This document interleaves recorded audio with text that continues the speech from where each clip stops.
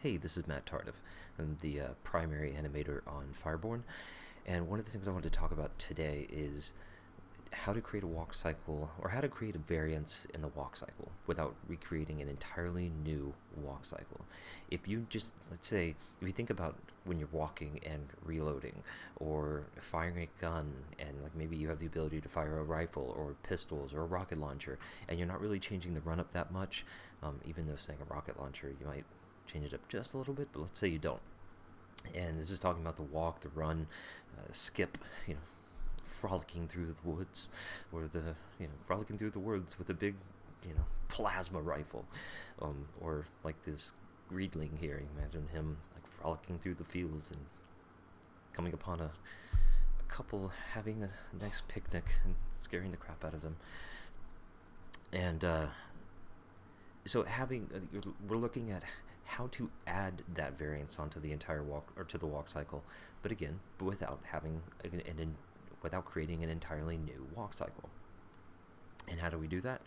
By just by just having the top portion animated, and in the end, when we export this, we're just going to export that part, and we will not export any motion on the bottom part. We'll restore the bottom part to its T-pose. That way, when we bring it into the engine, we're going to, depending upon how you call it, a layer additive, we'll take that top portion and dial it into the walk cycle when needed, or like for instance when you need to do a reload, or you've got the shotgun, or you've got the pistol, or you've got a certain spell. When that comes up, then yes, you're going to switch to that variant, or that specific upper torso animation. Or just speaking of just little bits of movement to change the personality, or just add to the personality of the character. Those are fun bits to do as well, because if you think of like one of the first times I saw something like this was Uncharted 2. So you're walking around the jungle as playing Nathan Drake, and he's not just doing a regular walk cycle the entire time. There, even when he's not like stepping near a wall or something where he has to touch it, he's got a lot of vitality to his walk cycle. His arms are moving certain ways, and maybe he picks them up once in a while, or especially when he's running, his arms are moving in a run, but then maybe his right arm lowers, and none of that even has to do anything with a gun. So adding those little bits of texture to the run or the walk, or any of those things idle, just again adds more vitality and more connection for the player to have to the character. So I'm not going to get this part in engine at all, because I don't have Unity, and that's what we're using. So I could throw it into Unreal 4, but I don't want to confuse things with everybody thinking, oh, they're using Unreal 4. So anyway, so here is my walk cycle. My rockin' awesome blossom rock cycle. That's what I'll call it, rock cycle. Oh, hey, people walking in the background. I'm not ready for you yet.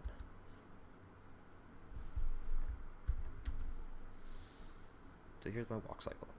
And don't get distracted by the people in the background. So here's my walk cycle. And this is the generic walk cycle going forward. What could I add to make it different? Maybe I could walk with his arms down, and almost like a zombie, like where they're dead.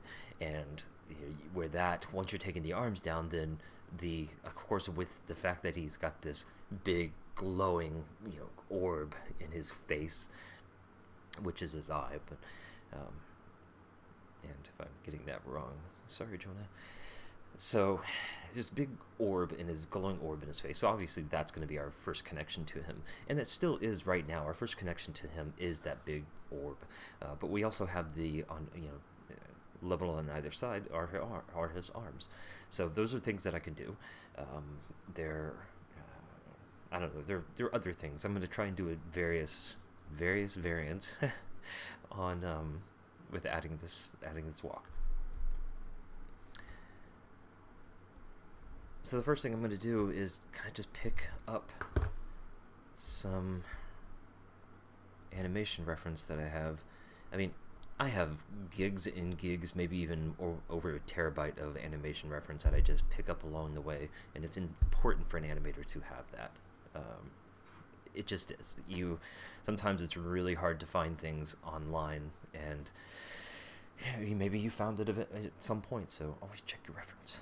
But this video was shot by a Vimeo user by the name of Chicago Death, so you can look him up and check it out.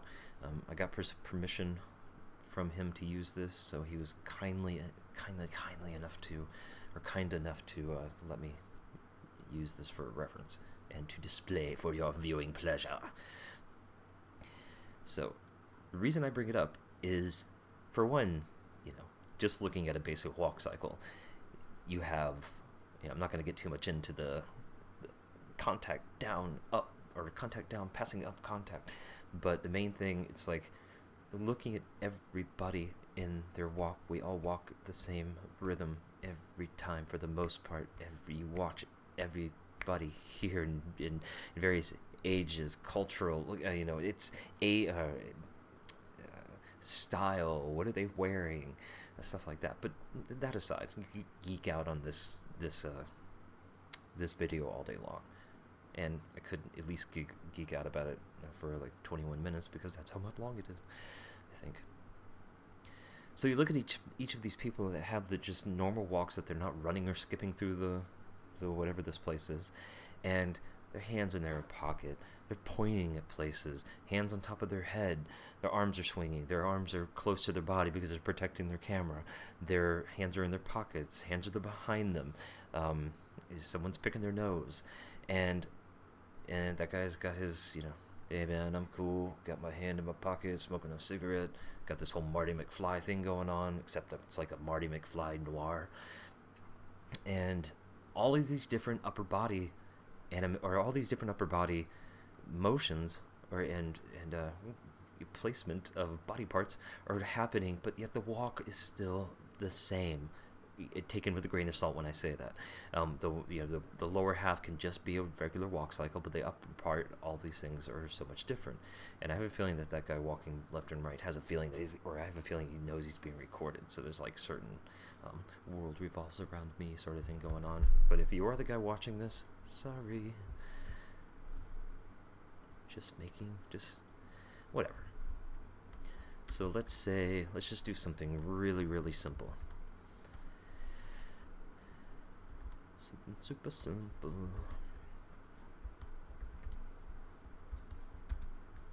And this is where you could also use animation layers, like I talked about before. And let me take a look at this. Take a look. Let's say I'll go ahead and grab all of this. And where is the rest of you? Okay, right. Grab this, grab this, grab this. And right now I'm going to just have the arms react to the upper torso. And that's another part too. I can just have a layer of the arms reacting. Or left arm, left hand. There's all these. There's a GDC presentation of Uncharted 2, which I keep going back to that because it's amazing. The amount of information they released at GDC, but they talk about some of this stuff where they would have these like 5 different versions of the hands and the fingers, and they would use that throughout the entire, for the most part, the entire game, and when needed, or they'd have different arm movements, or like the back, leaning back or leaning to the side to add more believability to certain motions that he would do. And the most amazing part was the fact that they could funnel in one idol for all of these characters. And what I'm talking about is like having the motion capture actor stand there for, I don't know, a few minutes recording some different movement with the idle pose, and then taking a pose, like Drake steady against a wall, or crouching down, or whatever, just standing there, and like a two frame keyed pose, and then, which I'm assuming it's two frame keyed, pose, and then taking this animation, the idle animation, and funneling it to all of these characters. All these characters are pulling from one idle animation. Look at all the animation memory that they're saving with that. That's just fantastic. But sorry, I keep going off to the side. So actually, I'm not gonna just do the arms. Let me go ahead and bring in the rest of his upper half. So we go ahead and put that on a layer.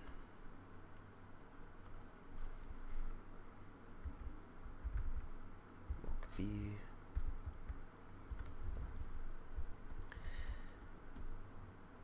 And first I'll go ahead and see if just adding to what I already have by changing the pose, let's see how that looks without changing the entire thing.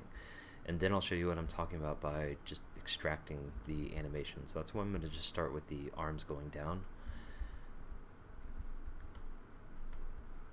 Oops, let me select objects. And also I'll go ahead and create a quick select set, and just call it upper.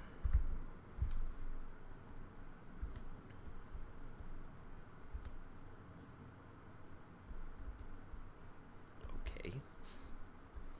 Oh, did I already have that? I might have already had that. Alright, never mind. I'll call it, I shall call you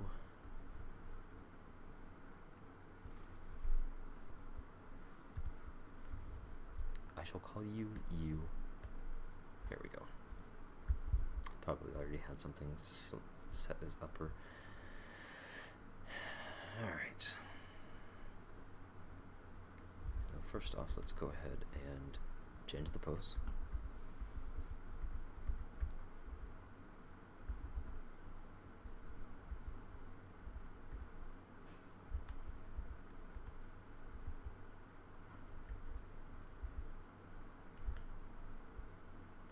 And in the end, I may not even use this. It's really just to create something simple to illustrate how to do it, or at least an option of how to do it.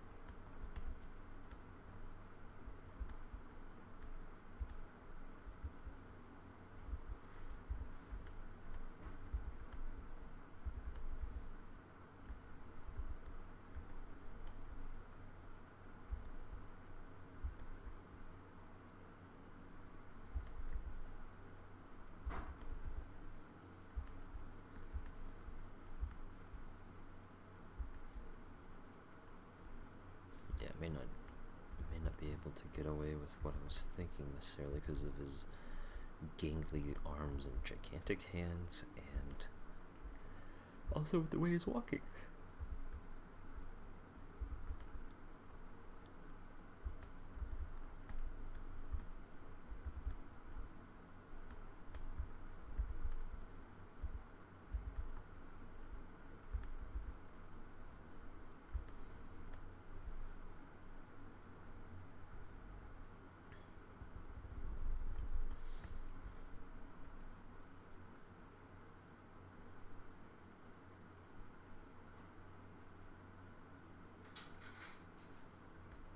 Since I'm going to save this out as a separate animation, let me go ahead and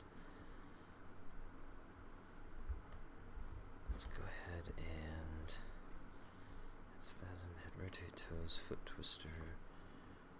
Okay, here's another thing. This is a cool thing about the animation layers, which I'm not sure if I had a chance to show last time, is to extract from the base animation layer. So whenever you create a layer, this entire every curve anything that has been animated in the character automatically gets thrown into the base animation layer. So it's kind of like it's preserving the integrity of what you've already started with, and then you can do all this stuff. But what's cool is being able to extract that information from the base animation layer. So I'm going to take this, I'll show you why I'm doing this, and right click and go to extract. So it'll call it the same thing, so I'll just say left arm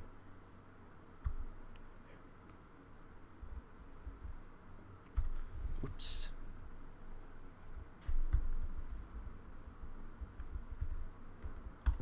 RB. Okay, so for one, what I can do is, as I'm playing this and changing the weight of it, you notice what's happening. It's actually changing the weight of how much the hand spasms. So then I can go on top of this and say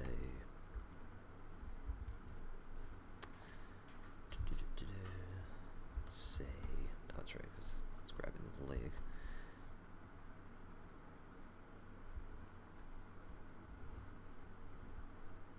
I forget what is cycling to 44. So I'll go ahead and grab that and grab that, and I suppose grab that. And of course, because I've already really got kind of everything situated, I'm going to kind of do kind of a pose to pose, straight ahead sort of fashion, mostly straight ahead.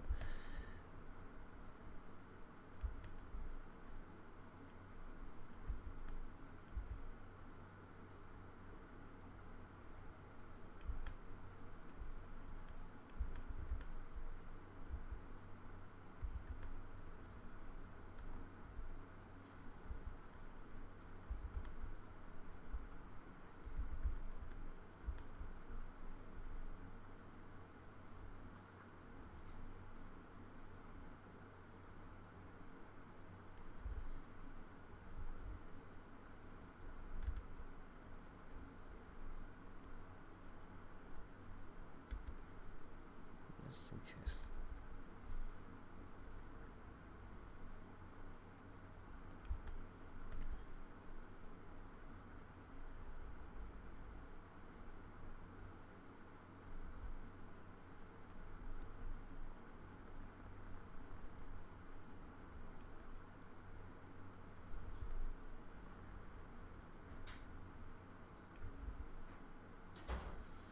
And since I could do the stretch and it has the anti-IK pop in this particular rig, I take advantage of being able to stretch it, and the fact that we can stretch, we can get the joint scale in Unity just like you can in Unreal 4. And the problem with it is making sure you stay on what the 2D guys used to say, staying on model, or the 2D animators rather.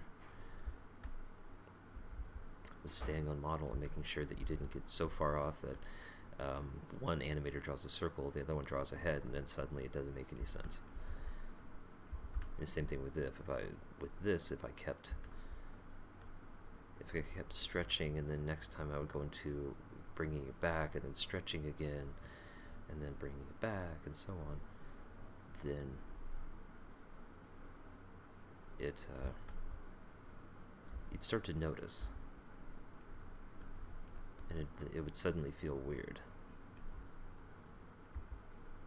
Let's see, I might be going too far with this.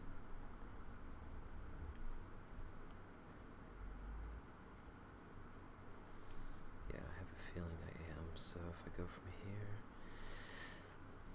so let's say, sometimes I'll get to this point and realize, oh, the poses I started with on 1 and 44, for example, no longer work in relation to all the stuff I put inside here, because I don't want these extreme changes in this particular cycle. Because the thing is, if you have these extreme changes like right there, it's going to, you're cycling every 44 frames, or 43 frames actually, and during that time these things will start to stick out and become repetitive and annoying and May not necessarily force you to put the game down, but you'll kind of get annoyed with the fact that, why did the animator do that? It's so unprofessional.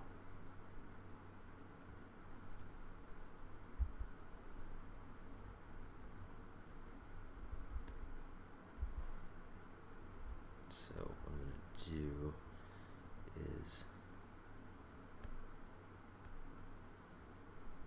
go ahead and bring that over there. I'll do the same thing over there, so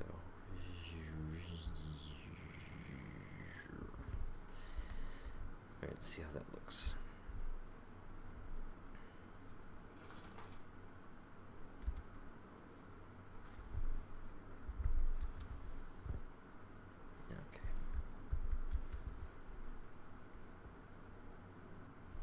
Okay, what's that popping going on? Papalaka.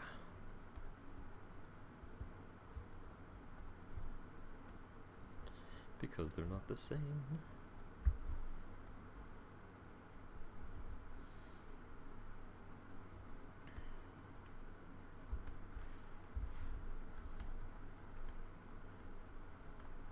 So look at it like this. A little bit more like how you'll see the character. Let's see how this looks. Ah, damn it.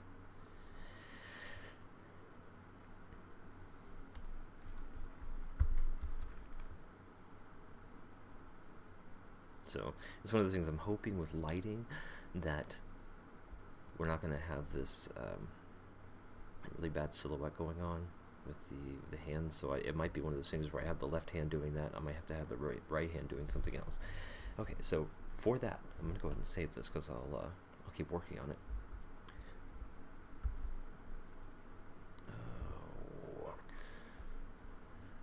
Walk variant.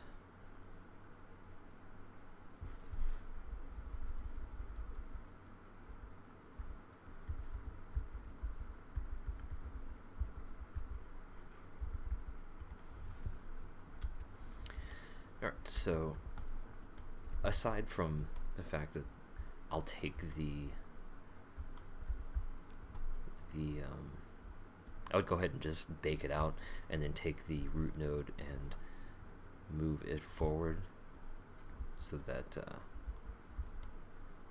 it would go in game with the I'll leave that alone. I'll leave that alone for something else. Another video might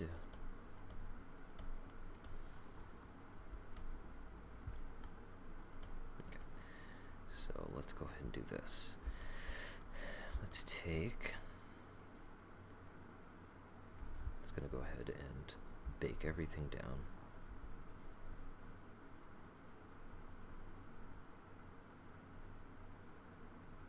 Make sure everything's good. Yep. And I'll select all the upper and then just shift select everything else so that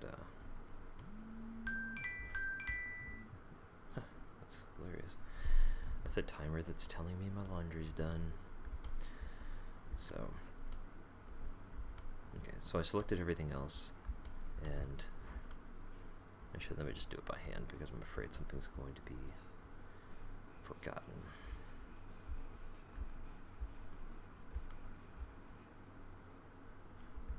Okay, so I'll go ahead and zero it out.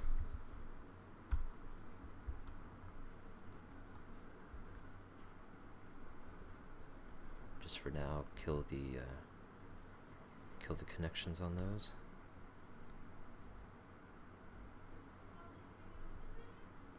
Okay, so this would be all we have for the animation file. Is just this upper portion with the arms moving, and that's it, because we're going to take this and funnel it in, dial it in, however you want to call it, dial it into the walk cycle, and we'll add to it or replace it so that when we need it to, we're just going to have that play on top of the walk cycle that we already have.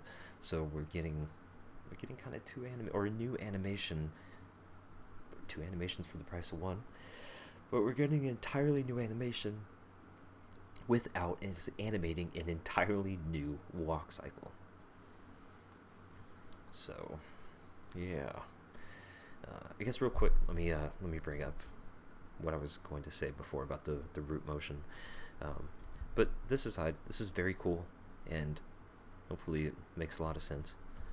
So hopefully it makes a lot of sense to me too, because I can't move with my legs. Oh no. Hey, I can be taller. Be like those things from the Dark Crystal, the things the Gelflings would ride, whatever they were. Don't remember. I think it was something like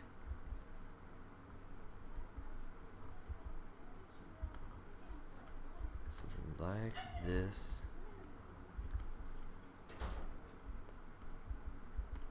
If you haven't seen Dark Crystal, please watch it. It might be a bit cheesy at this point, especially some of the dancing that little red guys do, and the Skeksis or Sketsis, the ones that are like,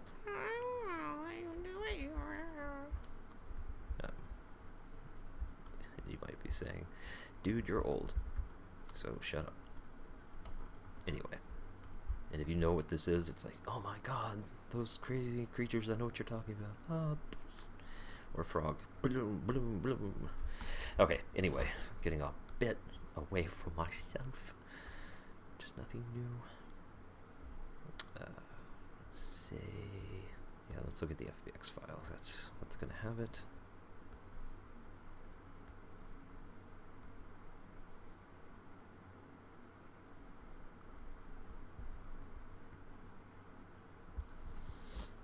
So once I'm done with, if I didn't animate the character walking forward anyway, taking the 2 steps forward, I would just bake it out and then animate the root going forward, and that's what I give them, because then they extract the translation information, making a cycle, and so on.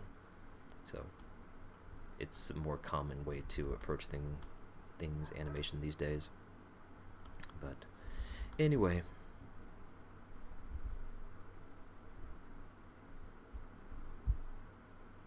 Anyway.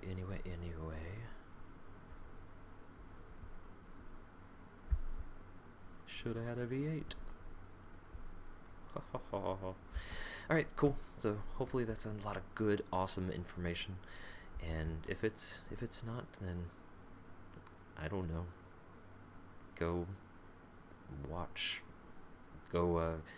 binge watch something on Netflix.